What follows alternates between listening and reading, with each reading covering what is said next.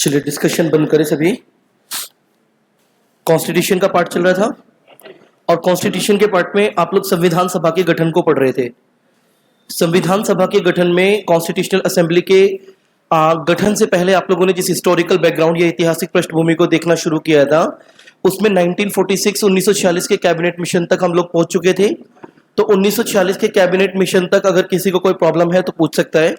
जो बच्चे नए हैं क्लास में, रिवीजन में अभी सारी चीजें मैं रिपीट करके दोबारा माइंड में डाल दूंगा, टेंशन लेने की जरूरत नहीं है। लेकिन आप लोगों से एक रिक्वेस्ट है कि आप लोग मास्क लगा के जरूर बैठें। ये बात आप रोज ना कहलवाएं, है ना। मास्क लगा के जरूर बैठे। बेशक मैंने कह दिया कि मास्क बेशक आपके चेहरे पे ना हो, लेकिन मास्क लगाओ, एक सिंगल कान पे टांग के बैठ जाओ, मुझे कोई प्रॉब्लम नहीं है, लेकिन मास्क होना चाहिए आप लोगों के पास बाहर।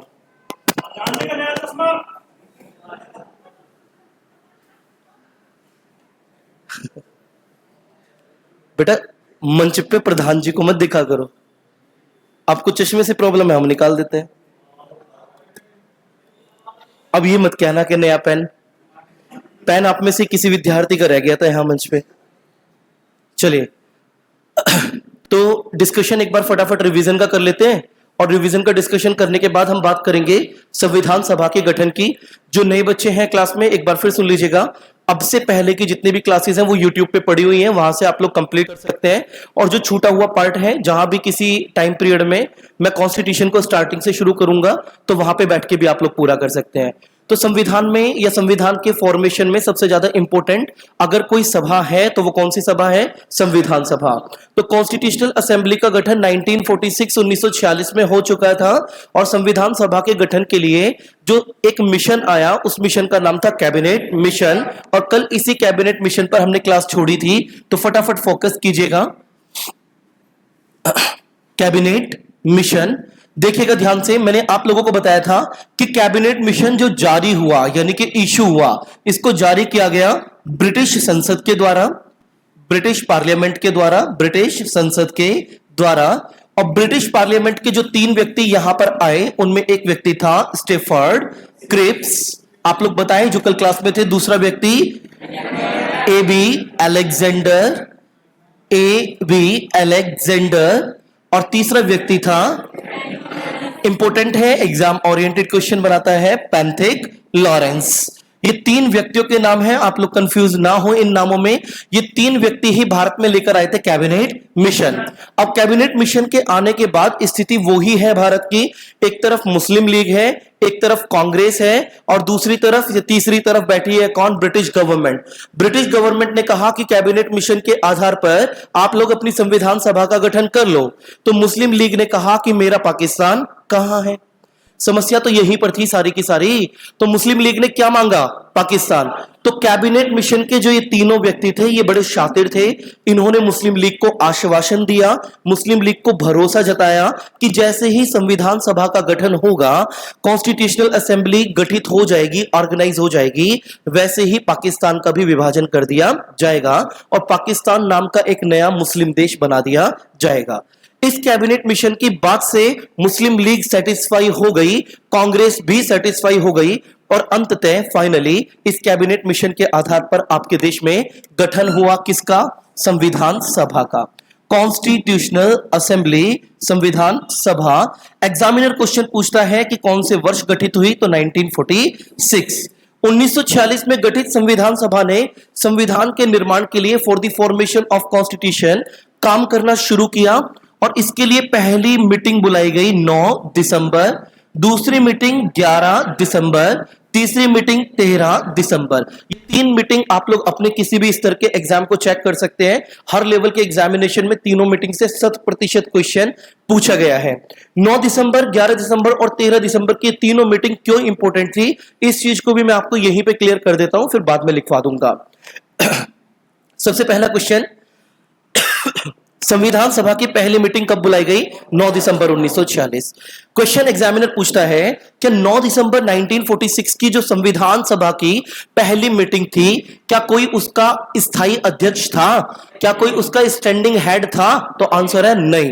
पहली मीटिंग में अस्थायी अध्यक्ष के रूप में किसको चुना गया? सच्चिदानंद सिन्हा। किसको चुना गया? तो सच्चिदानंद सिन्हा इस पहली मीटिंग के अस्थायी अध्यक्ष होंगे। पहली मीटिंग में कोई भी स्थायी अध्यक्ष नहीं होगा। इसके बाद जो मीटिंग होगी वो कब होगी? 11 दिसंबर। और ये वो दूसरी मीटिंग थी जिस मीटिंग में पहला स्थायी अध्यक्ष आएगा, डॉक्टर राजेंद्र प्रसाद। तो क्वेश्चन है, संविधान सभा के पहले स्टैंडिंग हेड या स्थायी अध्यक्ष कौन थे? डॉक्टर राजेंद्र प्रसाद। अस्थायी अध्यक्ष कौन थे? सच्चिदानंद सिन्हा। संविधान सभा की पहली बैठक की अध्यक्षता किसने की? सच्चिदानंद सिन्हा। पहली बैठक के बाद दूसरी बैठक में सच्चिदानंद सिन्हा का स्थान किसने ले लिया? डॉक्टर राजेंद्र प्रसाद। ये वो क्वेश्चंस हैं, थोड़े कंफ्यूजिंग लगते हैं, लेकिन थ्योरेटिकल पार्ट में स्टोरी याद है तो आपको टेंशन नहीं होने वाली। यहां पर कौन है? सच्चिदानंद सिन्हा। और यहां पर कौन है? राजेंद्र प्रसाद। याद रखिएगा, सच्चिदानंद सिन्हा 9 दिसंबर को हैं और ये स्थायी नहीं है। और ये क्या है? स्थायी अध्यक्ष है। स्थायी अध्यक्ष का मतलब जो परमानेंट हेड बन चुके हैं, और ये परमानेंट नहीं थे, कभी भी हटाए जा सकते थे। इसके बाद 11 दिसंबर की डेट आप लोगों के लिए और भी इंपॉर्टेंट बनती है। जब 11 दिसंबर की हम बात करते हैं तो 11 दिसंबर वर्ष 1946 को संविधान सभा की तीसरी बैठक में एक और व्यक्ति एंट्री मारेगा, और ये व्यक्ति कोई और नहीं बल्कि जवाहरलाल नेहरू थे। कौन थे भाई? तो जवाहरलाल नेहरू की अगर मैं बात करूं तो आपके याद होगा, Jawaharlal Nehru was the son of Motilal Nehru. और ये वही मोतीलाल नेहरू है जो वर्ष 1928 की कौन सी रिपोर्ट लेके आए? नेहरू रिपोर्ट कौन से वर्ष में आई? 1928 की नेहरू रिपोर्ट को कौन लेके आया? मोतीलाल नेहरू की इस 1928 की नेहरू रिपोर्ट के द्वारा सबसे पहली बार किस चीज की मांग की गई? अधिकार। किस चीज की डिमांड की गई? अधिकार। और क्या यह संविधान को फ्रेम करने का पहला प्रयास था? तो आंसर हां होगा।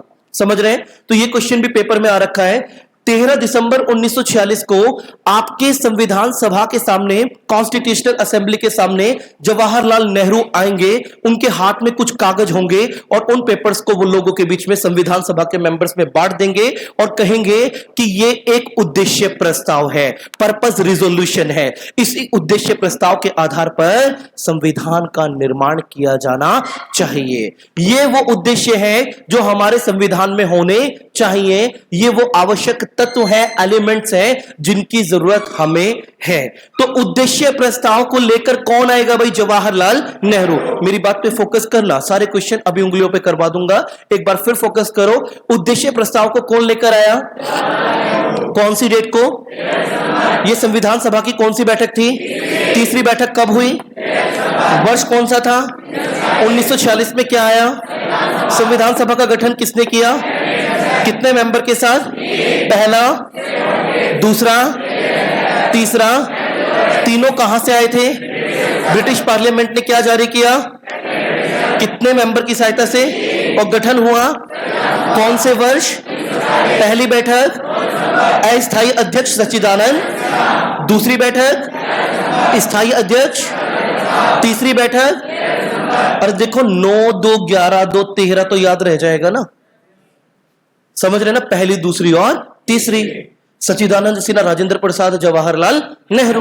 उद्देश्य प्रस्ताव कौन लेकर आया? जवाहरलाल नेहरू। यही पर्पस रिजोल्यूशन है जो आपके एग्जाम में आता है। क्वेश्चन मैं आपको सीडीएस का देता हूं। आपके सीडीएस में एक स्टेटमेंट का क्वेश्चन पूछा गया था कि उद्देश्य प्रस्ताव का संबंध निम्नलिखित में से किसके साथ है? ठीक है।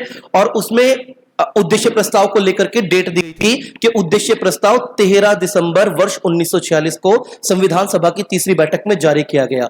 तो स्टेटमेंट में और रीजन असर्शन में पूछा गया था सही आंसर। आपको भी पता है रीजन असर्शन का कैसे बनता है। तो आप लोगों को यह क्वेश्चन थोड़ा सा ज्यादा फोकस करना पड़ेगा, क्योंकि आपके देश के संविधान में एक प्रियम्बल है। क्या है? प्रियम्बल। और इस प्रियम्बल को बोलते हैं बेटा उद्देशिका। क्या बोलते हैं? उद्देशिका या प्रस्तावना। क्या बोलते हैं? प्रस्तावना। इसी उद्देशिका और प्रस्तावना का एक जो पृष्ठभूमि थी वो ही लेकर आए थे कौन? जवाहरलाल नेहरू। तो जवाहरलाल नेहरू का उद्देश्य प्रस्ताव ही संविधान की प्रस्तावना में कन्वर्ट या चेंज हो गया था। ठीक है। तो ये स्टोरी ज्यादा टफ तो नहीं लगी? टफ तो नहीं लग रहा ना यहां तक का सफर? तो नोट कीजिए, लिखिएगा।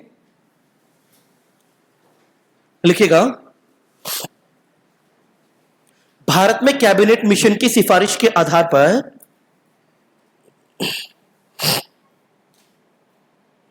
भारत में कैबिनेट मिशन की सिफारिश के आधार पर on the basis of the recommendation of cabinet mission की सिफारिश के आधार पर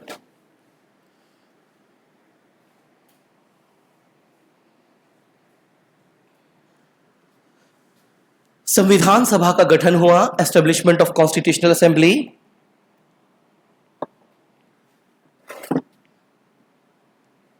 संविधान सभा का गठन हुआ,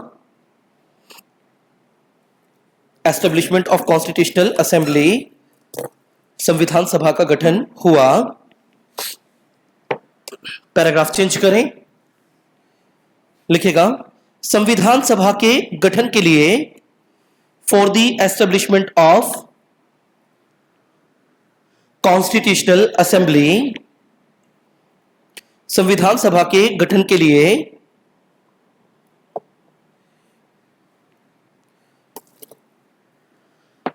389 सीटों पर 389 सीट्स 389 सीटों पर निर्वाचन की व्यवस्था की गई। System of election on 389 seats, 389 सीटों पर निर्वाचन की व्यवस्था की गई। 389 सीटों पर निर्वाचन की व्यवस्था की गई। ठीक है, अब देखो क्वेश्चंस आप लोगों के संविधान सभा के गठन में मीटिंग से तो बनेंगे, लेकिन आपको यह भी तो पता होना चाहिए ना संविधान सभा के गठन के लिए कुल कितनी सीटें थी, उन सीटों में ब्रिटिश प्रांत की, ब्रिटिश प्रोविंस की सीट कितनी थी, उन सीटों में देसी रियासतों की सीटें कितनी थी, उन सीटों में से कितनी सीटों पर डायरेक्ट नॉमिनेशन हुआ, मनोनयन हुआ, कितने लाख की पॉपुलेशन पर एक सीट को डिसाइड किया गया, इलेक्शन जो हुआ उस इलेक्शन को करने का, इलेक्शन के करने का तरीका क्या था। फॉर एग्जाम्पल आज आपके देश में जो लोकसभा, विधानसभा और स्थानीय इलेक्शन होते हैं, लोकल इलेक्शन होते हैं, वो डायरेक्ट या प्रत्यक्ष इलेक्शन के आधार पर होते हैं। डायरेक्ट इलेक्शन या प्रत्यक्ष निर्वाचन का मतलब है कि आप डायरेक्ट वोट डालकर जो सबसे अधिक मत प्राप्त करेगा, वोट प्राप्त करेगा, उस कैंडिडेट को अपने नेता के रूप में, लीडर के रूप में चुनते हैं। यही तो प्रक्रिया है डायरेक्ट इलेक्शन की। बस केवल आपकी आयु 18 वर्ष होनी चाहिए। अगर आप 18 ईयर एज के हैं तो सार्वभौमिक वयस्क मताधिकार के आधार पर on the basis of majority आप इलेक्शन में वोट डालने का अधिकार रखते हैं। तो वोट डालने का अधिकार आपको कितनी आयु में मिलता है? 18। कितने वर्ष की? अब इसी में एक चीज और दिमाग में सेट कर लीजिएगा, पहले भारत में वोट डालने के लिए मिनिमम आयु 21 वर्ष थी। कितनी थी बेटा? 21। लेकिन 61वें संविधान संशोधन के द्वारा थ्रू 61st कॉन्स्टिट्यूशनल अमेंडमेंट, संविधान में आपने 61st यानी कि 61वां संशोधन किया और 61वें संविधान संशोधन के द्वारा इस 21 वर्ष की आयु को घटाकर कितना कर दिया? 18। आज वोट डालने का राइट हमें कितने वर्ष की आयु में मिला है? अब ये 18 आप लोगों से इतना बेसिक क्वेश्चन एग्जामिनर नहीं पूछेगा, वो इतना बेवकूफ नहीं है। वो ये पूछ सकता है कि 21 वर्ष से घटाकर के एज कौन से संशोधन से 18 की, तो आंसर होगा 61 यानी कि 61वां संविधान संशोधन। अगर मैं बात करूं संविधान सभा की, तो संविधान सभा के लिए जो सीटों का आरक्षण था, सीटों का रिजर्वेशन था, सीटों का डिवाइडेशन था, उनका बंटवारा था, वो कुछ इस तरीके से था। प्रत्येक 10 लाख की पॉपुलेशन पर, 10 लाख पॉपुलेशन पर कितनी सीट थी? 1। 10 लाख जनसंख्या पर कितनी सीट थी बेटा? तो 10 लाख जनसंख्या पर एक सीट को डिसाइड किया गया और टोटल नंबर ऑफ सीट 389। कितनी सीटें थी टोटल?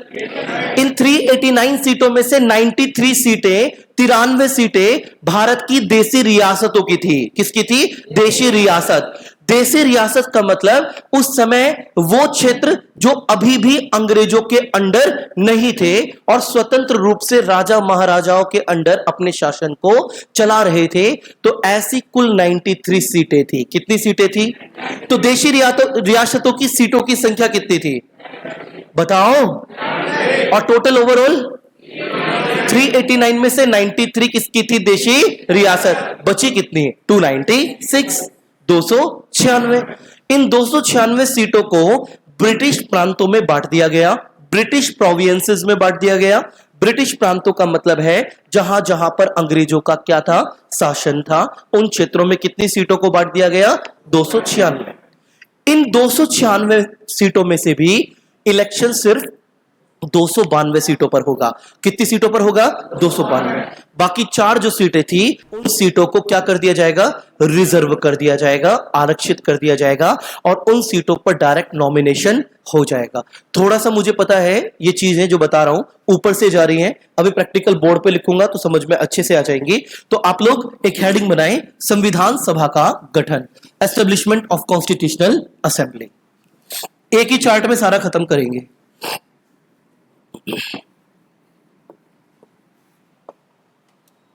हेडिंग बनाइएगा, संविधान सभा का गठन।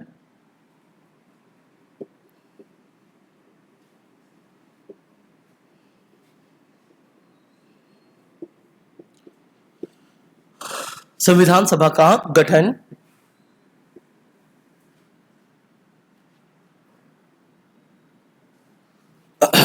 तो इस गठन को पढ़ने के लिए सबसे पहले आप लोग देखेंगे संविधान सभा का जो निर्वाचन होगा, इलेक्शन होगा, तो इस निर्वाचन के लिए कुल सीटें कितनी थी, जोर से बोलो बेटा, क्लास में प्रेजेंट रहो, ठीक है, उपस्थित रहो। कितनी सीटें थी टोटल, 389। और इनको कितने भागों में बांट दो, 2। एक तो होगा ब्रिटिश प्रोविंस यानी कि प्रांत, वो क्षेत्र जो किसके अंडर था, अंग्रेजों के, और एक होगा आपके राजा महाराजा देशी रियासत। देशी रियासतों की सीट थी 93 और ब्रिटिश प्रांत को मिली 296। इन 296 को भी 2 पार्ट्स में डिवाइड करें।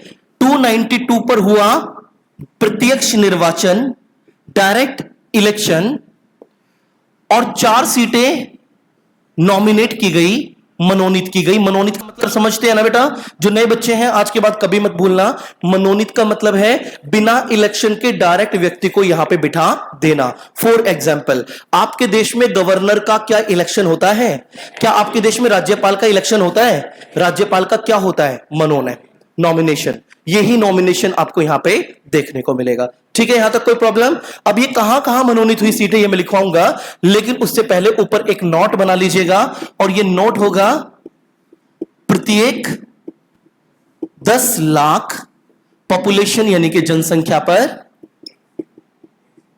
कितनी सीट, 1 सीट डिसाइड की गई थी। ये जरूर लिखेगा साइड में, इसे फटाफट कॉपी करें। इसे कॉपी करने के बाद चीजों को ज्यादा समझने की आवश्यकता नहीं है, फटाफट कॉपी कीजिएगा। अभी यहीं से एक बार फिर मैं क्वेश्चन बनवा दूंगा आप लोगों के, फटाफट लिखिए।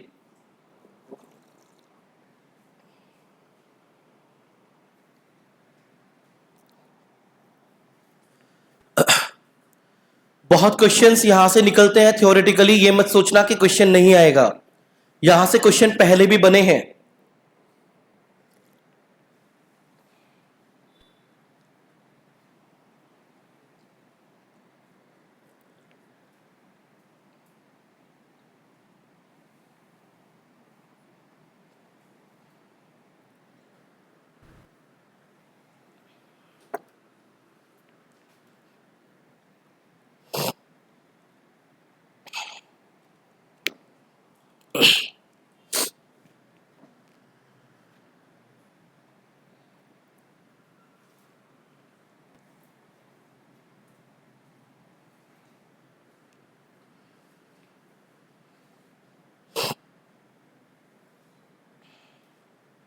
हो गया, स्पीड बढ़ाओ बेटा। कॉपी हो गया ना, चलिए अगर कॉपी हो गया है, जिसका रह गया फटाफट करो। कॉपी हो गया तो एक बार फिर फोकस करो। 5 क्वेश्चन बैक टू बैक आप लोगों से। क्रिप्स मिशन कौन से वर्ष आया था, जोर से बोलो, जिसे नहीं पता वो दोबारा सुन चुका है, अब फिर बताए कब आया था। 1942 में कौन सा मिशन आया, क्रिप्स मिशन को कौन लेकर आया, अरे स्टेफोर्ड क्रिप्स ही तो लेके आया था। कौन लेके आया था, नाम ही उसका क्रिप्स था। तुम लोग टेंशन में आ गए, ऐसे टेंशन में आके थोड़ी काम चलेगा। बताओ फटाफट, स्टेफोर्ड क्रिप्स कौन सा मिशन लाया? क्रिप्स मिशन कौन से वर्ष आया? 1942 के क्रिप्स मिशन को महात्मा गांधी ने क्या कहा? पोस्ट डेटेड चेक, उत्तर दिनांकित चेक, वो चेक जो रिजेक्ट हो चुका है। पहले ऐसे बहुत सारे चेक आ चुके हैं। ये स्टेटमेंट किसका था? महात्मा गांधी। याद आ रहा है? याद आ रहा है ना? वेवेल योजना कौन से वर्ष आई? 1945। कौन सी योजना? कौन से वर्ष आई? क्रिप्स मिशन कब आया? अगस्त प्रस्ताव कब आया? नेहरू रिपोर्ट कब आई? साइमन कमीशन रिपोर्ट कब आई? पूना समझौता कब हुआ? 1932 के पूना समझौता में एक तरफ गांधी, दूसरी तरफ तीनों गोलमेज सम्मेलन में किसने पार्टिसिपेट किया? डॉक्टर भीमराव अंबेडकर ने क्या डिमांड रखी? सांप्रदायिक पंचायत कम्युनल अवार्ड। क्या मिला? किसने दिया? Ramsay MacDonald. अगर घर जाके एक छोटा सा रिवीजन तुम कर लेते तो कोई दिक्कत नहीं होती, सीरियसली, है ना? कोई भी दिक्कत नहीं होती। H5N1 वायरस नहीं होता। ये इसलिए जिक्र किया मैंने क्योंकि H5N1 वायरस करंट अफेयर है। हरियाणा में एक 11 साल की बच्ची मरी H5N1 वायरस से। पहले आपने ऐसे ही ये स्वाइन फ्लू, बर्ड फ्लू बेटा से रिलेटेड, स्वाइन से नहीं, बर्ड फ्लू से रिलेटेड वायरस है आपका। ऐसा वायरस पहले आपने H1N1 पढ़ा था, समझ रहे हैं? अब ये वायरस थोड़ा सा अलग है, डिफरेंट है, तो इन वायरसों पे ध्यान रखना। मैंने कितनी बार क्लास में आपके सामने जिक्र किया है। H1N1, H5N1, अभी आगे आपके सामने इबोला, जीका, निफा, याद आ रहा है? और कोरोना को तो भूल ही नहीं सकते, या भूल सकते हो? कोरोना को तो तुम अपनी पीढ़ियों को सुनाया करोगे। ऐसी महामारी आई थी, ऐसा हो गया था। और जो बच्चे सक्सीड नहीं हो पाएंगे लाइफ में, गवर्नमेंट जॉब नहीं पा पाएंगे, बुरा मत मानना, वो कहा करेंगे अगर कोरोना नहीं आता मैं पक्का सेलेक्ट हो जाता, कि बस मेरा सिलेक्शन होने ही वाला था, एकदम से कौन आ गया? समझ गए ना? और जिंदगी में जिनका सिलेक्शन नहीं हुआ उनकी जिंदगी में तो आजीवन कोरोना रहना ही है। और जिनका हो गया वो कह देंगे कोरोना से जूझ के भी मैंने क्या प्राप्त की? नौकरी।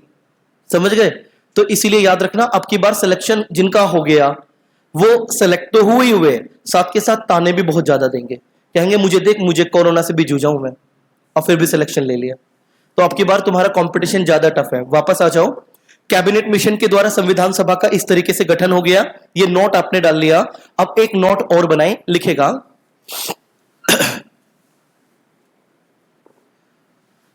जो नोट में लिखवाऊंगा वो नोट एक छोटे से पार्ट को पूरा कवर करता है, जिस पार्ट में से कुछ चीजें ऑलरेडी आपके नोट्स में आ चुकी हैं।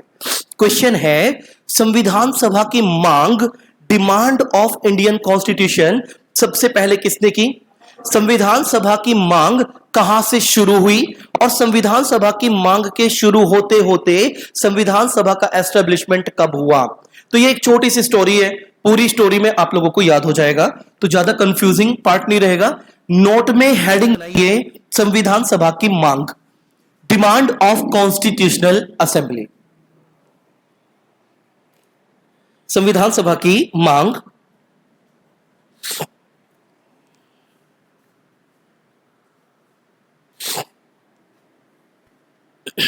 अब देखिएगा संविधान सभा की मांग का एक सीक्वेंस मैं यहां पे लिखूंगा और पूरा सीक्वेंस आपको फिंगर टिप्स पे करा दूंगा, लेकिन एक बस केवल 2 से 3 मिनट तक आपको यहां पे पूरा कंसंट्रेशन रखना है। मैंने यहां पे एक वर्ष लिखा 1934, फिर मैंने एक वर्ष लिखा 1935, फिर एक वर्ष लिखा 1938, एक वर्ष लिखा 1940, और आगे की कहानी आप लोग यहीं पे जानते हैं, 1942, 1945, 1946। ये स्टोरी तो आप लोगों से अभी बची ही नहीं है, या बच गई? 1940 अगस्त प्रस्ताव, क्रिप्स मिशन, वेवेल योजना और कैबिनेट मिशन, ये तो ऑलरेडी मैंने आपको पढ़ा दिया। तो संविधान सभा की मांग, demand of Indian constitutional assembly, अब आपके लिए आसान हो जाएगी। 1934 में एक व्यक्ति बाहर निकल के आएगा, इस व्यक्ति का नाम था एमएन रॉय। क्या नाम था? एमएन रॉय। और ये जिस विचारधारा पर चलता था वो भी मैं आपको बताऊंगा। वो विचारधारा थी बेटा वामपंथी। कौन सी विचारधारा? वामपंथी। ये क्या होता है मैं समझाऊंगा। वामपंथी विचारधारा पर चलने वाले एमएन रॉय ने सबसे पहले संविधान सभा की क्या की बेटा? डिमांड की, मांग की। अब इसकी इसी मांग पर 1934 में ही स्वराज पार्टी, कौन सी पार्टी बेटा? स्वराज पार्टी ने क्या किया? एक प्रस्ताव, एक रिजोल्यूशन, एक प्रस्ताव रखा। और ये प्रस्ताव किसके लिए था? संविधान सभा के गठन के लिए। चीजें चार्ट में इजी हो जाती हैं, थ्योरी में पेज भरते हैं, चार्ट के थ्रू पढ़ोगे तो दिमाग में लास्ट तक याद रहेगी। घर जाके रफली इन चार्टों को बनाने की कोशिश करो। मेरे सब्जेक्ट को, एक सब्जेक्ट को घर पे सिर्फ 5 से 7 मिनट दे दो, मैं ज्यादा समय खराब नहीं करवाऊंगा। क्लास में रेगुलर रहो, घर जाके एक सब्जेक्ट को 5 से 7 मिनट दे दो, क्योंकि कभी भी नोट्स में चेक करना, मुझे नोट्स भरवाने की आदत नहीं है, सबसे कम लिखवाऊंगा, समझ रहे हो? केवल ऐसा नहीं कि धड़ाधड़ भरवाता रहूंगा और वो कहते रजिस्टर पे रजिस्टर, रजिस्टर पे रजिस्टर चढ़ते रहेंगे, ऐसा कुछ नहीं है। शॉर्ट में चीजों को समझो। फिर 1935 में एक व्यक्ति आप लोगों को दिखाई देगा, पहले एक एक्ट था, वो एक्ट कौन सा था? गवर्नमेंट ऑफ इंडिया एक्ट, भारतीय शासन अधिनियम। और इस गवर्नमेंट ऑफ इंडिया एक्ट के द्वारा ऑफिशियल डिमांड की गई, आधिकारिक डिमांड की गई। और इस आधिकारिक मांग को करने वाला व्यक्ति 1938 में दिखाई देगा, पंडित जवाहरलाल नेहरू। ठीक है, अब पूरी स्टोरी को यहीं पे फोकस करें। 2 मिनट में सारे क्वेश्चंस के आंसर आपकी स्क्रीन पे ही है। क्वेश्चन नंबर 1, संविधान सभा की सबसे पहली मांग करने वाले व्यक्ति का नाम? एम.एन. रॉय। कौन सा पंथी था? वामपंथी विचारधारा। अब फोकस कीजिएगा, निम्नलिखित में से कौन सा वामपंथी विचारधारा का वो व्यक्ति जो संविधान सभा की पहली मांग करेगा? एम.एन. रॉय। वर्ष कौन सा था? 1934, 1934। 1934 में अब एक क्वेश्चन आपके पास आ गया, दूसरा रह गया। एग्जामिनर आपको कंफ्यूजन में डालने की कोशिश करेगा। वो आपसे पूछेगा, वर्ष 1934 में संविधान सभा का पहला प्रस्ताव निम्नलिखित में से किसके द्वारा प्रस्तुत किया गया? स्वराज पार्टी। किसके द्वारा बेटा? स्वराज पार्टी का गठन कब हुआ था? 1923, 1923। कल ही बताया था? नहीं बताया था? मैं क्वेश्चन वो ही पूछूंगा जो बता दिया, और मैंने कहा आंसर वो ही देगा जो जाग रहा है, ये रिवाइज कर रहा है। तो 1923 में कौन सी पार्टी का गठन हुआ? स्वराज पार्टी। क्या लेकर आई? कब लेकर आई? किसके गठन के लिए? बेटा बोलने में प्रॉब्लम है क्या?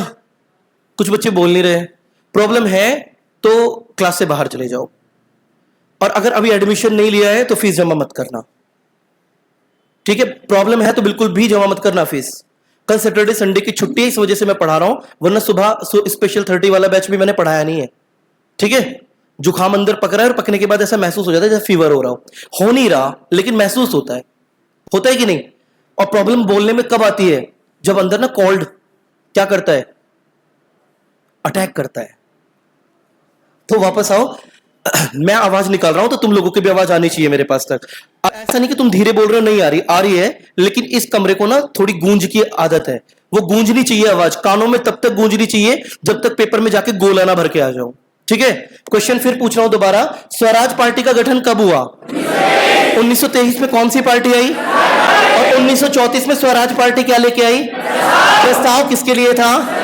तो संविधान सभा की पहली मांग कौन लेकर आया? कौन सी विचारधारा? कौन व्यक्ति? 1934 में क्या लाया? कि पहली मांग थी कि नहीं थी? अब 1935 में भारतीय शासन अधिनियम आया। इस भारतीय शासन अधिनियम के द्वारा किसकी पहली कैसी मांग थी? किसके द्वारा? और इसके लिए प्रस्ताव प्रस्तुत किया गया कब? 1938, 1938। यह है संविधान सभा के गठन की एक पूरी स्टेज जो आपके सामने है। फिर 1940 में आपने कहा संविधान सभा, तो अंग्रेजों ने कहा अगस्त प्रस्ताव। 1942 में आपने कहा संविधान सभा, अंग्रेजों ने कहा क्रिप्स मिशन। आपने कहा 1945 में संविधान सभा, अंग्रेजों ने कहा वेवेल योजना। आपने कहा बेवकूफ मत बनाओ, इन्होंने कहा कैबिनेट मिशन। आपने कहा कैबिनेट मिशन बहुत हुआ, हमें संविधान सभा चाहिए, तो उन्होंने कहा कि पहले मुस्लिम लीग को मनाओ। तो मुस्लिम लीग को मनाने के लिए सबसे पहले क्या किया गया? आश्वासन दिया गया कि पाकिस्तान बनेगा, और मुस्लिम लीग ने इसे एक्सेप्ट किया और गठन हो गया किसका? संविधान सभा का। कौन से वर्ष में? कौन से मिशन के द्वारा? कैबिनेट मिशन के द्वारा। क्या संविधान सभा का गठन हुआ? 1946 में हुआ। संविधान सभा के गठन के लिए कुल कितनी सीटें डिसाइड की गई? 389 सीटों में से ब्रिटिश प्रांत की कितनी थी? देसी रियासतों की कितनी थी? ब्रिटिश प्रांतों की सीटों में से कितनी सीट पे मनोनयन या नॉमिनेशन हुआ? कितनी सीटों पे? बाकी बची कितनी? इन 292 पे क्या हुआ? इलेक्शन। क्या हुआ? इलेक्शन। इलेक्शन किस आधार पे हुआ? प्रत्यक्ष निर्वाचन, सार्वभौमिक वयस्क मताधिकार। ये वर्ड याद ना रहे तो इतना याद रखना, 18 साल का वयस्क वोट डालेगा। इतना तो याद रह जाएगा। 18 साल के हो गए सब? हो गए ना? वोट डालने का राइट है? नहीं है या अंदर से बाहर भगा देते हैं? वोट डालने का राइट है ना? तो बस ये चीज याद रखना, सार्वभौमिक वयस्क मताधिकार यानी कि वोट डालने का अधिकार जिसको था वो यहां पे वोट डालकर इसे चुनेगा। ठीक है, तो इस पूरे पार्ट को आप लोग एज इट इज कॉपी कर लें। बाकी पार्ट में 2-3 चीजें जो बची हैं थ्योरी में मैं लिखवाऊंगा। फिर फटाफट मुस्लिम लीग और पाकिस्तान का क्या होगा इस पर डिस्कस करते हैं।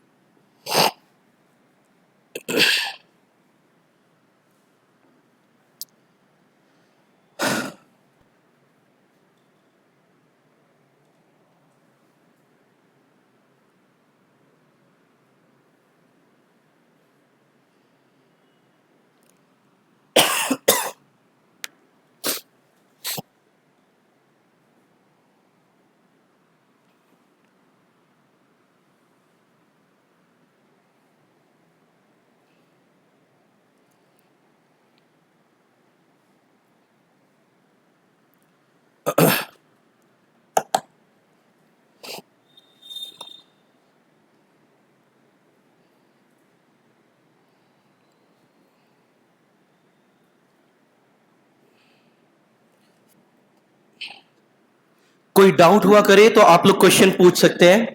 स्पेशली नए बच्चों के लिए मैं इसलिए बोल रहा हूं बेटा कि ये क्लास ऐसी क्लास नहीं है और ये अध्यापक ऐसा अध्यापक नहीं है कि आप क्वेश्चन पूछोगे और मैं आपको टारगेट करना शुरू कर दूंगा। अमूमन टीचर यही करते हैं कि जो बच्चा क्वेश्चन पूछता है तो टीचर उसे पढ़ाने के बाद क्रॉस क्वेश्चन पूछना शुरू कर देता है ताकि भविष्य में वो क्वेश्चन पूछना बंद कर दे। समझ रहे हो ना? लेकिन यहां ऐसा नहीं है। मैंने आज तक अपनी क्लास में किसी बच्चे से इंडिविजुअल अकेले बच्चे से क्वेश्चन नहीं पूछा। क्वेश्चन पूछा है तो पूरी क्लास से पूछा है। पढ़ोगे तो अपने लिए, नहीं पढ़ोगे तो अपने लिए।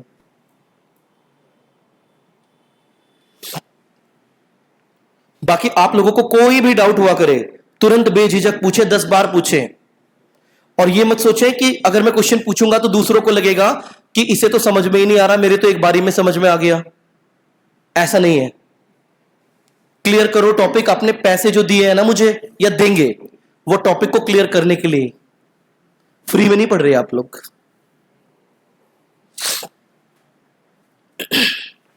हो गया टॉपिक? अब एक बार फिर फोकस करो, लास्ट रिवीजन, उसके बाद आगे बढ़ते हैं। 1934 में एम एन रॉय वामपंथी नेता ने संविधान सभा की पहली मांग की, हां या ना? फिर इसके बाद स्वराज पार्टी पहला प्रस्ताव लेकर आई, किसके गठन के लिए? संविधान सभा, हां या ना? पहली आधिकारिक मांग भारतीय शासन अधिनियम 1935 के द्वारा जवाहरलाल नेहरू ने की 1938 में, हां या ना? 1940 में संविधान सभा के गठन के लिए अगस्त प्रस्ताव आया, यस और नो? 1942 में क्रिप्स मिशन आया, इसे महात्मा गांधी ने पोस्ट डेटेड चेक कहकर रिजेक्ट कर दिया। 1945 में विवेल योजना आई और पाकिस्तान की सेपरेट डिमांड ना पूरी होने के कारण रिजेक्ट हो गई। यहां तक कोई प्रॉब्लम किसी को? 1946 में कैबिनेट मिशन आया, ब्रिटिश पार्लियामेंट के 3 member Stafford, Cripps, Pethick, Lawrence और एवी अलेक्जेंडर लेकर आए और इन तीनों ने फाइनली कैबिनेट मिशन के आधार पर 389 सीट्स डिवाइड की 296 प्लस 93 में और 296 को डिवाइड किया 292 प्लस 4 में और अंततः फाइनली 292 सीटों पर हो गया इलेक्शन और गठन हो गया संविधान सभा और मान गई मुस्लिम लीग। हां या ना? पक्का? चलो आगे बढ़ते हैं, देखते हैं कि मानी है कि नहीं मानी है।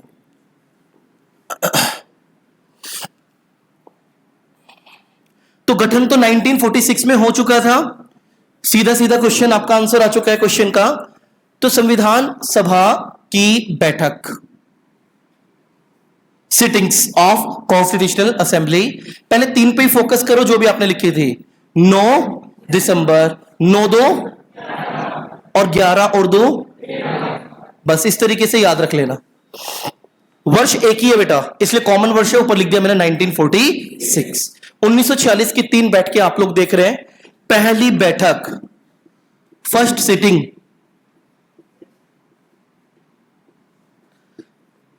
अस्थायी अध्यक्ष, और जो अस्थायी है वो पहला अध्यक्ष भी है। इस चीज को भी दिमाग में सेट रखिएगा। व्यक्ति का नाम आप लोग बताएं। सच्चिदानंद सिन्हा। अच्छा, एक सिन्हा और भी है, डॉल्फिन मैन, है कि नहीं है? पक्का? आर के सिन्हा। चलो, 11 दिसंबर को सेकंड सिटिंग, दूसरी बैठक, और कौन आ गया? स्टैंडिंग हेड, स्थायी अध्यक्ष। व्यक्ति का नाम डॉक्टर राजेंद्र प्रसाद। अच्छा, डॉक्टर राजेंद्र प्रसाद क्या भारत के पहले किसी पद पर रहने वाले व्यक्ति हैं? कौन से पद पर? जोर से बोलो। स्वतंत्र भारत के पहले राष्ट्रपति का नाम? इंडिपेंडेंट इंडिया के पहले प्रधानमंत्री का नाम? बेटा, पंडित जवाहरलाल नेहरू ही तो है, तुमने तो ज्यादा बड़ा कर दिया। दोबारा बताओ कौन है? ये तो सिंपल क्वेश्चन है, इन पे तो थोड़ा सा ध्यान खुद अपने आप दो। और 13 दिसंबर को यह है थर्ड, यानी कि तीसरी बैठक, थर्ड सिटिंग।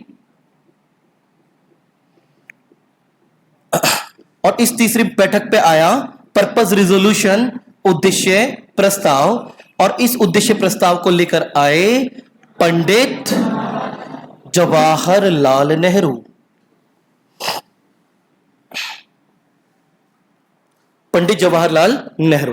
तो ये तीन बैठकें आप लोगों को बैक टू बैक याद करनी है। तीनों बैठक इंपॉर्टेंट है। अभी लिख तो आप रोक रहे हैं, लेकिन पहली बैठक में वापस आओ।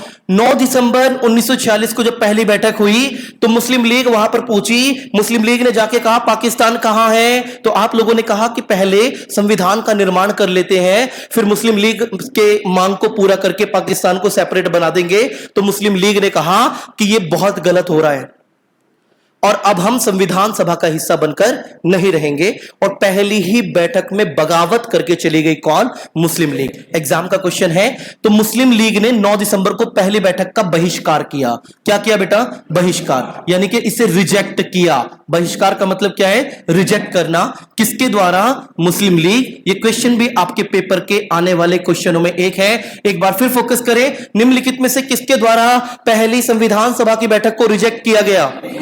मुस्लिम लीग का रिजेक्ट करने का रीजन क्या था? क्या चाहिए?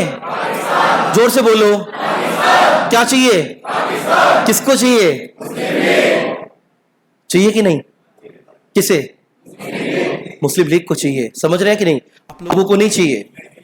आप लोगों को तो जो अंग्रेज देंगे, मैंने बताया वो क्या है?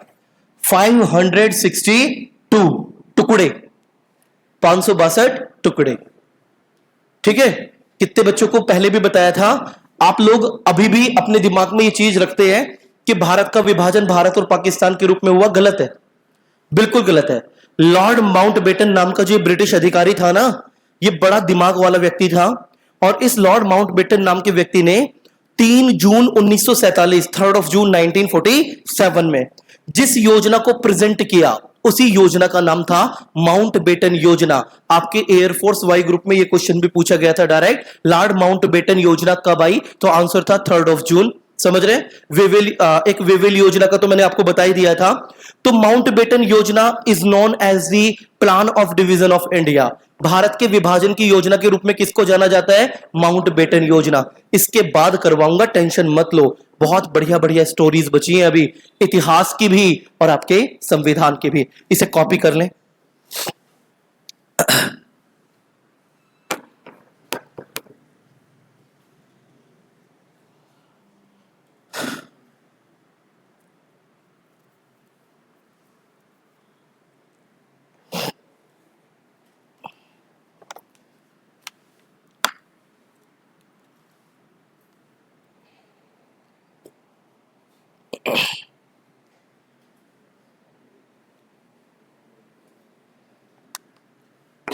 फिर कह रहा हूं, जहां भी डाउट हो 10 बार पूछो, मुझे कोई आपत्ति नहीं है आपके पूछने से, लेकिन क्लियर करके जाएं क्लास में से।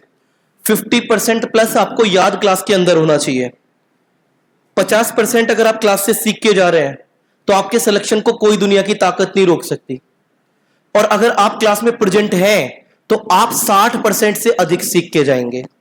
और अगर आप प्रेजेंट नहीं है तो भी आप 50% सीख लेंगे। समझ रहे हो? ये मेरा एक्सपीरियंस है, मेरी क्लास का। आपके ध्यान को यहां पे लाने का मैं प्रयास करता हूं, लेकिन अगर आप कसम खा के आए हैं, सुबह पूजा करके टीका लगा के आए हैं कि सीखना ही नहीं है, तो ऐसी स्थिति विवादास्पद होती है।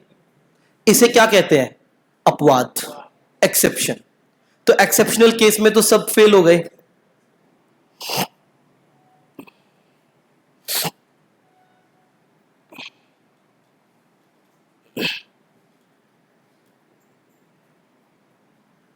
तो प्रैक्टिकल क्वेश्चंस, हां बेटा जोर से बोलें।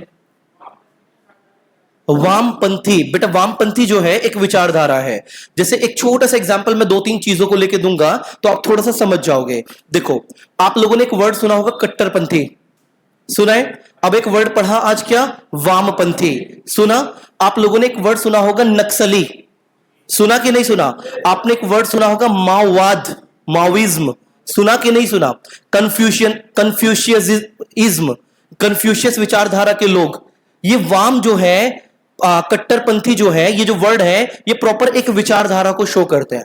जैसे जब आप कांग्रेस को 2 पार्ट्स में डिवाइड होते हुए देखते हैं तो वहां पे एक नरम दल था, एक गरम दल था। गरम दल की विचारधारा जो थी वो वामपंथियों से अलग थी। वो व्यक्ति क्या सोचते थे? वो गरम दल के व्यक्ति सोचते थे कि मारो, काटो, पीटो, कुछ भी करो, लेकिन अंग्रेजों को भारत से आउट करो।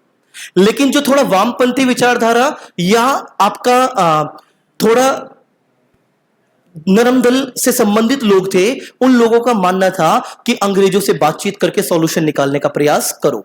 समझ रहे कि नहीं? तो अंग्रेजों से बातचीत करके, बात करके सॉल्यूशन निकालने का प्रयास करने वाले नरम दल या इस विचारधारा से संबंधित लोग थे। लेकिन जो व्यक्ति बिल्कुल डिफरेंट या अंग्रेजों से लड़ करके इंडिपेंडेंसी चाहते थे, उनको भगाना चाहते थे, वो क्या थे? गरम दल से संबंधित लोग थे। ठीक है? ये पूरी विचारधारा आपकी वर्ल्ड हिस्ट्री के पार्ट में पढ़ाई जाती है, जब यूरोपियन कल्चर आपको पढ़ाया जाता है वर्ल्ड हिस्ट्री में। ठीक है?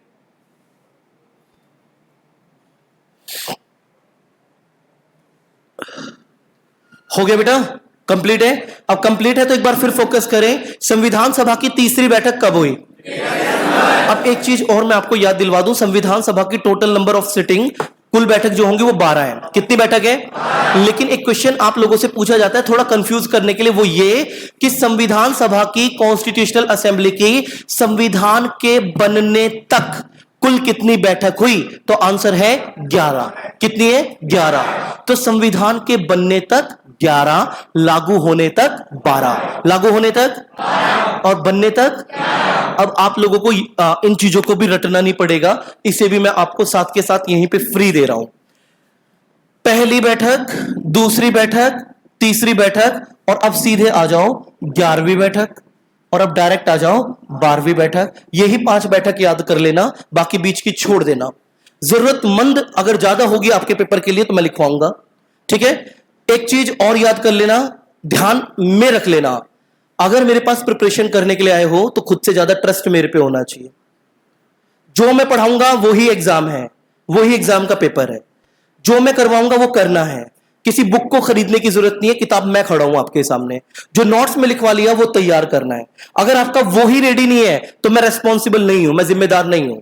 वरना यूट्यूब के खुले मंच पे कह रहा हूं, जितना पढ़ाऊंगा उससे बाहर पेपर नहीं मिलेगा। ये मेरा वादा है आप लोगों से। लेकिन प्लस करंट अफेयर की क्लास पढ़ते रहना रेगुलर, करंट और स्टैटिक जीके के पार्ट को रेगुलर पढ़ते रहना। ठीक है? आ जाओ, फोकस करो। 11वीं बैठक बेटा बड़ी सिंपल है, 26 नवंबर 1949, और 12वीं बैठक 24 जनवरी 1950।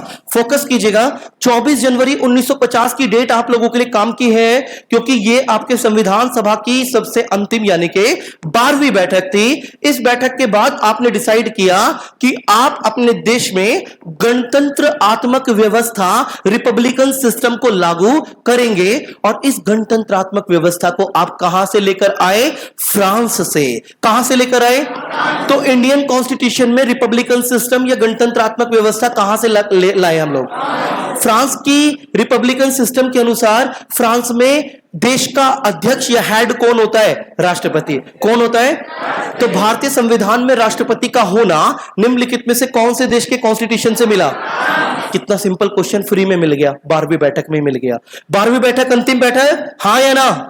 12वीं बैठक अंतिम बैठक, डेट बताएं। 24 जनवरी 1950 की इसी अंतिम बैठक में गणतंत्रात्मक व्यवस्था आई, यस और नो? लागू होगी ये गणतंत्रात्मक व्यवस्था 26 जनवरी, 2 दिन बाद। और 26 जनवरी को आप लोगों ने कौन सा दिवस मनाया? रिपब्लिक डे, गणतंत्र दिवस। और इस गणतंत्र दिवस की परेड में जो वहां पर खड़े होकर सैल्यूट लेता है वो कौन है? राष्ट्रपति है। कौन है बेटा? राष्ट्रपति। तो इंडियन कॉन्स्टिट्यूशन में प्रेसिडेंट सिस्टम 24 ऑफ जनवरी 1950 की देन है। और याद रखिएगा, पहले राष्ट्रपति के रूप में डॉक्टर राजेंद्र प्रसाद का जो नाम रखा गया वो भी डेट 24 जनवरी 1950 है। तो भारत के पहले राष्ट्रपति का नाम, जोर से बोलो। डॉक्टर राजेंद्र प्रसाद को भारत का राष्ट्रपति कौन सी डेट को?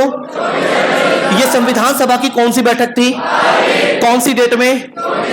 कौन सी व्यवस्था, कौन सा सिस्टम भारत में आया? गणतंत्रात्मक व्यवस्था में राज्य का हेड कौन होता है? और भारत के पहले राष्ट्रपति का नाम? भारत के 11वें राष्ट्रपति का नाम? करंट में पढ़ाया था इसलिए पूछ लिया, अभी तो पढ़ाया 2-3 दिन पहले, डॉक्टर एपीजे अब्दुल कलाम। अब ये एग्जाम में जब क्वेश्चन आता है ना कि भारत के 11वें राष्ट्रपति का नाम, तो आपको ये लगता है बेवकूफ है, पता नहीं एग्जामिनर कहां से पूछ रहा है। अरे करंट अफेयर से पूछ रहा है, क्योंकि 27 जुलाई 2015 को, अभी 27 जुलाई को आज चौथा ही दिन है ना। आज कितनी डेट है? हाँ 30, तो तीसरा चौथा ही दिन है। अभी 27 जुलाई 2015 को एपीजे अब्दुल कलाम की डेथ हुई थी। कहां हुई थी? शिलोंग। कहां पर हुई थी? क्या शिलोंग कैपिटल है? किसकी? जोर से बोलो। मेघालय की राजधानी शिलोंग में किसकी डेथ हुई? जोर से बोलो। एपीजे अब्दुल कलाम की डेथ कौन से वर्ष हुई? 2015 शिलोंग में, मेघालय में एपीजे अब्दुल कलाम की डेथ कौन सी डेट को हुई? क्या APJ Abdul Kalam missile man थे? क्या एपीजे अब्दुल कलाम भारत के राष्ट्रपति रहे? कौन से वे? एक यानी कि 11वें, और 1वां यानी कि पहला डॉक्टर राजेंद्र प्रसाद। समझ गए? डॉक्टर राजेंद्र प्रसाद पेशे से एक एडवोकेट थे और एपीजे अब्दुल कलाम पेशे से एक साइंटिस्ट थे। क्या थे? साइंटिस्ट। समझ में आ गया ना? जबरदस्ती क्वेश्चनों को कहीं भी घुसा के दिमाग में ले आऊंगा, जिक्र करता रहूंगा, आंसर करते रहना। तो 24 जनवरी 1950 को कुछ और इंपॉर्टेंट चीजें हुई, कुछ और खास चीजें हुई, जैसे राष्ट्रीय गान और राष्ट्रीय गीत। राष्ट्रीय गान और राष्ट्रीय गीत को एक्सेप्ट करना, अंगीकृत करना, यह डेट भी कौन सी थी? 24 जनवरी 1950। आज जो आपका राष्ट्रीय गान है, आज जो आपका राष्ट्रीय गीत है, इसको आपने एक्सेप्ट किया, अंगीकृत किया 24 जनवरी 1950। एक बार फिर फोकस करो। राष्ट्रीय गान को हमने एक्सेप्ट किया 24 जनवरी 1900, राष्ट्रीय गीत को एक्सेप्ट किया 24 जनवरी 1900। गणतंत्रात्मक व्यवस्था के लिए सबसे पहला प्रस्ताव कब आया? 24 जनवरी 1950। कौन सी बैठक थी? क्या ये अंतिम बैठक थी? अंतिम बैठक किसकी थी? संविधान सभा की अंतिम बैठक में भारत के पहले राष्ट्रपति के रूप में कौन आए? डॉक्टर राजेंद्र प्रसाद। और ये कौन सी व्यवस्था का परिचय या इंट्रोडक्शन था? गणतंत्रात्मक व्यवस्था। कौन से देश से चुरा के लेके आए? फ्रांस से। क्या चुराया? राष्ट्रपति और गणतंत्रात्मक व्यवस्था। जहां भी रिपब्लिकन सिस्टम जुड़े वहां राष्ट्रपति फ्री, और जहां भी डेमोक्रेटिक सिस्टम जुड़े वहां प्रधानमंत्री फ्री। समझ में आ गया ना? लेकिन याद रखना, कुछ देशों में राष्ट्रपति का इलेक्शन जो होता है वो डायरेक्ट होता है। जैसे आप वोट डालकर अपने प्रधानमंत्री को चुनते हैं ना, प्रधानमंत्री को नहीं चुनते, सांसद को चुनते हैं। किसको चुनते हैं? और इन्हीं सांसदों में से किसी एक सबसे अधिक सीट प्राप्त करने वाले बड़े दल का नेता मनोनीत किया जाता है, नॉमिनेट किया नियुक्त किया जाता है, अपॉइंट किया जाता है। किस रूप में? तो हमेशा याद रखना, प्रधानमंत्री का निर्वाचन नहीं होता। कुछ बच्चों को बड़ा अजीब लगेगा, लेकिन मैं फिर कह रहा हूं, यही एक्चुअल नॉलेज है जो आपको लेनी है। सारी दुनिया पढ़ती है कि प्रधानमंत्री का इलेक्शन हो रहा है, घंटा। प्रधानमंत्री का इलेक्शन नहीं होता। कोई अगर टीचर भी बोले ना तो तुरंत टोक देना कि प्रधानमंत्री का इलेक्शन कैसे हो गया? प्रधानमंत्री को नियुक्त करने की पावर किसकी होती है? राष्ट्रपति। समझ रहे हैं ना? मान लो कि इधर जो पार्टी बैठी है बीजेपी है, इधर ज्यादा बच्चे बैठे हैं। पार्टी वाली बात मैं नहीं कर रहा, बस समझा रहा हूं। तो इधर जो पार्टी बैठी है ये बीजेपी है, तो बीजेपी के सांसद ज्यादा हैं, यस और नो? जिसके सांसद ज्यादा है उन्हीं सांसदों में से इस पार्टी के किसी नेता को ही तो प्रधानमंत्री बनाया जाएगा, या इनमें से जो सांसद था वो मोहर लगवा के आया था मैं प्रधानमंत्री हूं? मोहर तो राष्ट्रपति लगाएगा, हाँ या ना? कौन मोहर लगाएगा? किसके नाम पर? प्रधानमंत्री हमेशा मेजोरिटी में आने वाली पार्टी का लीडर होगा, समझ रहे? वो एक चेहरा होता है, जैसे कांग्रेस का पप्पू, और इधर इधर बताओ नरेंद्र मोदी। कुछ बच्चे कहीं और ही पहुंच गए, ममता बनर्जी पे जा रहे हो। कल की ममता बनर्जी की आप लोगों ने एक पिक नहीं देखी, बड़ी वायरल हो रही है, किस बच्चे ने देखी है? नहीं देखी। कल ममता बनर्जी राहुल गांधी और श्रीमती सोनिया गांधी से मिली, और मिलने के बाद वो दोनों गेट पे खड़े रह गए और दीदी बड़े तेज कदमों के साथ वापस आ गई। और मतलब दीदी का मतलब समझ गए ना, ममता बनर्जी, समझे? तो फिर वहां पे जो आपका right to freedom and expression सबसे ज्यादा यूज करती है मीडिया, उस मीडिया ने वहां पे 2-3 स्टेटमेंट डाल दिए कि मतलब पप्पू और जो उनकी माता जी हैं वो देखती रह गई और दीदी रफू चक्कर हो गई। क्यों हो गई? क्योंकि दीदी ने कहा कि बंगाल की किसी भी रैली में हमने राहुल बाबा को प्रचार के लिए नहीं बुलाया, इसलिए हम बंगाल में जीत गए। तो अब आने वाले जो इलेक्शन है उसमें राहुल बाबा प्रचार नहीं करेगा। बड़ी नाइंसाफी है राहुल बाबा के साथ। आप लोगों को पता है कि जितने भी इंडियन पॉलिटिकल लीडर्स पार्लियामेंट में बैठे हैं, उन सभी पॉलिटिकल पार्लियामेंट लीडर्स में सबसे ज्यादा एजुकेटेड कौन है? राहुल गांधी। अजीब लगेगा, सबसे ज्यादा डिग्रियां और सबसे ज्यादा एजुकेटेड और सबसे हाई प्रोफेशनल यूनिवर्सिटी से डिग्री लेने वाला कौन है? राहुल गांधी। और उसी को हम लोग क्या कहते हैं? पप्पू। तो ज्यादा ज्ञान रखना भी हमारे देश में क्या बना देता है? पप्पू। समझ गए ना? तो ज्ञान उतना रखो जितनी जरूरत है। वापस आ जाओ। तो चौथी, पांचवी, 11वीं और 12वीं बैठक भी थोड़ी थोड़ी समझ में आई। इनके बारे में 2 लाइन में अलग से लिखवाऊंगा, इसे भी अपने नोट में ऐड कर लें। इसे भी ऐड कर लीजिएगा बेटा।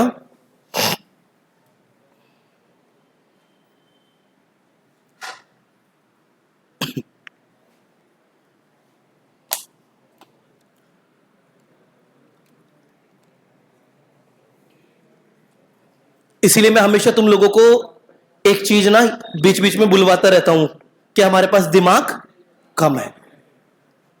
ज्यादा दिमाग होगा तो क्या बन जाएंगे? बनना है बेटा साइंटिस्ट पप्पू से बड़ा कोई है? इधर से आलू उधर से सोना, इससे बड़ा साइंटिस्ट हो सकता है कोई?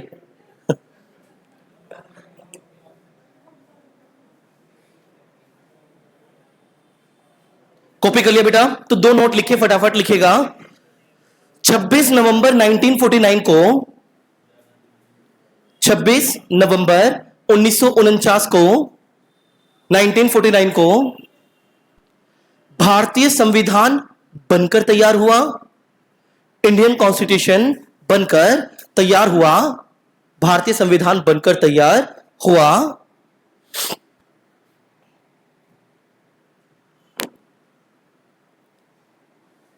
और इसके कुछ भाग को, सम पार्ट, इसके कुछ भाग को, इसके कुछ पार्ट को, कुछ भाग को लागू कर दिया गया। और इसके कुछ पार्ट को, कुछ भाग को लागू कर दिया गया।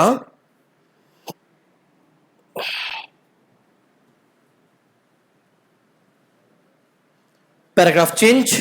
अगला पॉइंट, 24 जनवरी वर्ष 1950, 24 जनवरी 1950, 24 जनवरी वर्ष 1950 को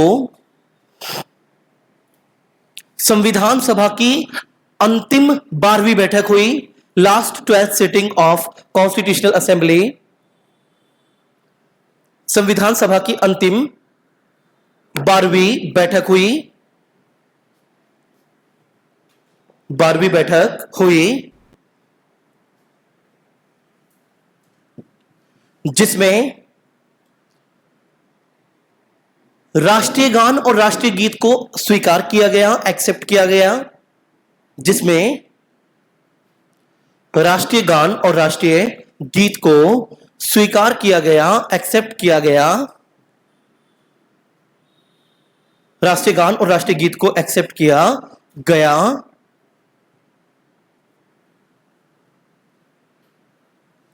भारत के पहले प्रेसिडेंट के रूप में, राष्ट्रपति के रूप में, भारत के पहले राष्ट्रपति के रूप में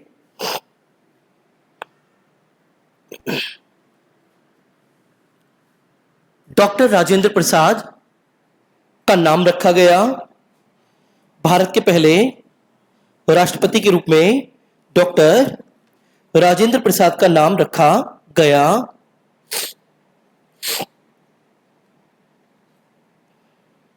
रखा गया।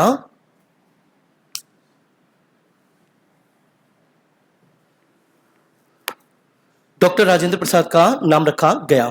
ठीक है, तो भारत के पहले राष्ट्रपति के रूप में राजेंद्र प्रसाद जी आ गए। अब इन राजेंद्र प्रसाद जी को एक जगह और आपने ऐड किया था, अगर आपके याद होगा, दूसरी संविधान की बैठक। यस और नो? सेकंड कॉन्स्टिट्यूशनल जो सिटिंग थी, बैठक थी संविधान सभा की, उस संविधान सभा की बैठक में स्थायी अध्यक्ष पहला कौन बना था? संविधान सभा का पहला स्थायी अध्यक्ष कौन था? डॉक्टर राजेंद्र प्रसाद ने किसको रिप्लेस किया? सच्चिदानंद सिन्हा पहले स्थायी अध्यक्ष थे कि अस्थायी? वर्ष कौन सा था? 1946 और डेट थी 9 दिसंबर। अच्छा देखो, एक चीज याद रखना, 9 दिसंबर और एक डेट है 9 नवंबर। ठीक है, 9 नवंबर को क्या उत्तर प्रदेश से जुड़ा हुआ कोई फैक्ट है? हाँ या ना? पक्का? क्या 9 नवंबर वर्ष 2000 को उत्तराखंड किससे अलग हो गया था? उत्तर प्रदेश से। समझ रहे हैं ना? जो उत्तराखंड है वो पहले किसका पार्ट था? उत्तर प्रदेश। कब अलग हुआ? 9 नवंबर। डेट याद रखना, वर्ष 2000 अपने आप दिमाग में आ जाता है, 2000। ठीक है, 2000 का नोट दिख जाता है। काम का है? आप लोगों के पास है? नहीं है? कोई बात नहीं, मैं दूं बेटा? मैं बेटा 2000 का नोट नहीं, 2000 के नोट देने की आपकी तैयारी करा रहा हूं। समझ रहे हो? जब गिनोगे ना 30,000, 40,000, 35,000, तो 2000 के नोट के साथ कुछ 500 के नोट भी होंगे। गूगल पे, फोन पे अभी तो 10-10 रुपए ट्रांसफर करते हो। और उनमें भी ट्रांसफर क्यों करते हो? अगर कोई पड़ोसी रिचार्ज करवाने वाला हो, मैं कर देता हूं रिचार्ज, कैशबैक मिल जाएगा 5 रुपए का। मिलता है कि नहीं? और फिर बाद में वो वाउचर्स मिलते हैं, वाउचर पे क्लिक करके उस पे लिखा था ऑप्स। तो वाउचर पे बड़ी तेजी से उंगली चलती है, कभी आते 2 रुपए, कभी 5 रुपए, कभी 7 रुपए। पता चला कि नहीं? कभी 200, 400, 500, 700 रुपए निकले। हाईएस्ट कितने निकले? किस बच्चे के निकले? 30 निकले बेटा। 375 एक बार ही निकले थे, रोज नहीं निकले ना। बड़ी दुखद घटना। चलो अब देखो, एक बार 375 निकल गए और फिर निकले नहीं। अब तक कितने समय पहले निकले थे बेटा? 2-3 साल हो गए या नहीं? ज्यादा हो गया। अब जितने दिन 3 साल में, 4 साल में होते जब निकले थे, उसे 375 से डिवाइड करो, आपकी वार्षिक नहीं 4 वर्षीय आय निकल के आती है। तो अब पता चल गया ना कि देश की अर्थव्यवस्था को कौन खराब कर रहा है? अरे तुम कर रहे हो। फोन पे ने कब मना किया कि तुम 1000 के ट्रांजैक्शन मत करो? वो तो 10, 15, 20,000, 25,000 की भी ट्रांजैक्शन करा रहा है, लेकिन है नहीं तो करे कहां से? जबरदस्ती एक दूसरे के अकाउंट में ट्रांसफर तुम करते रहते हो। 2 दिन तुम एक अपने दोस्त के में करोगे, फिर वापस वो तुम्हारे में करेगा कि कुछ इनाम निकल जाए, 2 समोसे का ही जुगाड़ हो जाए। हो रहा है नहीं? आ जाओ। तो संविधान सभा के जुड़े हुए ये फैक्ट आपको पता चल गए ना। अब अगली जो नेक्स्ट क्लास होगी उसमें मैं कॉन्स्टिट्यूशनल असेंबली के फ्रेम को एक बार फिर से दिखा करके आप लोगों को कुछ और इंपॉर्टेंट डेट बताऊंगा। जैसे, एक मिनट सुन लीजिएगा, 22 जुलाई 1947। क्या आप लोगों के राष्ट्रीय ध्वज से, नेशनल फ्लैग से जुड़ी हुई डेट है? 22 जुलाई 1947 को आपने अपने तिरंगे को, अपने राष्ट्रीय ध्वज को क्या किया? एक्सेप्ट किया था।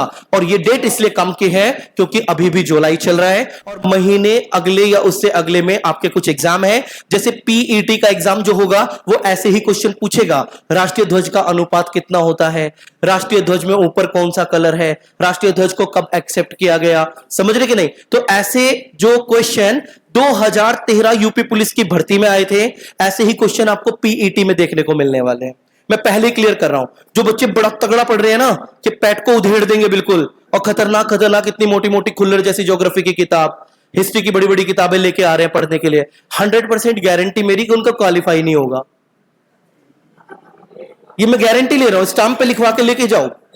जो खुल्लर पढ़ रहे हैं या डीडी बासु पढ़ रहे हैं कॉन्स्टिट्यूशन पॉलिटिकल साइंस के लिए, या हिस्ट्री की और भी बड़ी बड़ी किताबें है ना, और अदर सब्जेक्ट की बड़ी बड़ी किताबें पढ़ रहे हैं, आप मेरे से स्टाम्प पे लेके जाओ, पैट क्वालिफाई नहीं कर पाओगे। और जो बच्चा वो करा ना ल्यूसेंट वाला, वो पैट ले जाएगा, ल्यूसेंट वाला पैट ले जाएगा, क्योंकि पैट की औकात इतनी रहने वाली है। ठीक है, तो बाकी पार्ट करेंगे नेक्स्ट क्लास में। 5 मिनट में हिस्ट्री शुरू कर रहा हूं। हाँ बोलो बेटा, जोर से बोलो बेटा, किसी